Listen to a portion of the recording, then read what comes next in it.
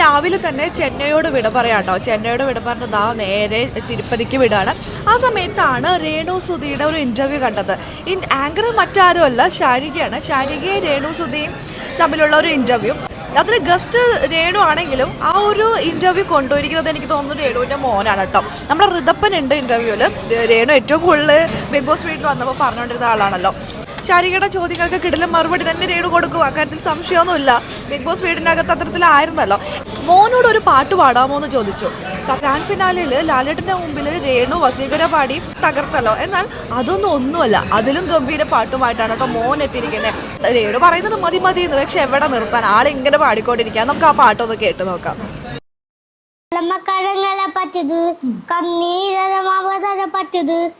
കടയല പറ്റത് കടലിന്റെ മക്കളാ, കടലമ്മ കടങ്ങല പറ്റത് കണ്ണീരമാവതട പറ്റത് കടയല പറ്റത് കടലിന്റെ മക്കളാ, കടലിന്റെ കട്ടിൽ തീ തരം വര കടക്കര കോണൽക്കാ വര ചോര പണം അല്ല കടക്കരമോ അടയിടയാറുമോ ഇതള്ളത്തി വെള്ളത്തി വരയാകും ഇഴുതാനേ വയത്തിരുന്നായടിഞ്ഞു ഇത് തന്നെ നീ വെള്ളത്തി കടക്കടഞ്ഞോ ഒരു പെടക്കടഞ്ഞോ ഒരു കടക്കടഞ്ഞോ ബി ബി ബി കടയില ബോയ് ബോയ് ബോയ് ആ ആ ബി ബി ബി കടയില ബോയ് ബോയ് ബോയ് ആ ആ ഒരു കടലിട്ട് തുമ്മുന്ന നീയാണോ അത് ഞാനാണോ അത് നീയാണോ അത് കടലിട്ട് തുമ്മുന്ന നീയാണോ അത് ഞാനാണോ നീയാണോ ഞാനാണോ ആരാണോ കടക്കാരേ മടക്കാരേ കടക്കാരേ കടലിലെ താമ്പറതോനെ അണ്ണോനെ മരിയാറേ.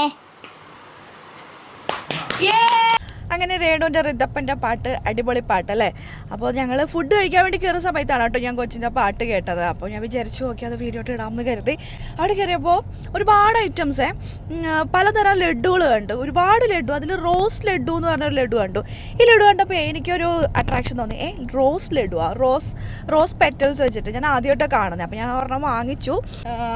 ഇതാ കണ്ടോ, ഇതാണ് ലഡ്ഡു. ഇതിങ്ങനത്തെ ലഡു നിങ്ങളാരും കണ്ടിട്ടുണ്ടോ? പക്ഷേ അത് റോസ് പെറ്റലാണ്, അത് മുഴുവനും ഈ റോസ് പെറ്റലിലെ ലഡു ആണ്. ഇത് കഴിച്ച് നോക്കിയാൽ അറിയാം എങ്ങനെ ഉണ്ടാവുമെന്ന്.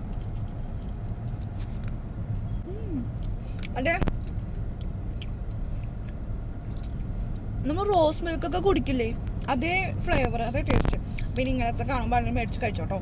അപ്പം ഇത്രേ ഉള്ളൂ. നമ്മൾ യാത്ര പുറപ്പെട്ടുകൊണ്ടിരിക്കുകയാണ്.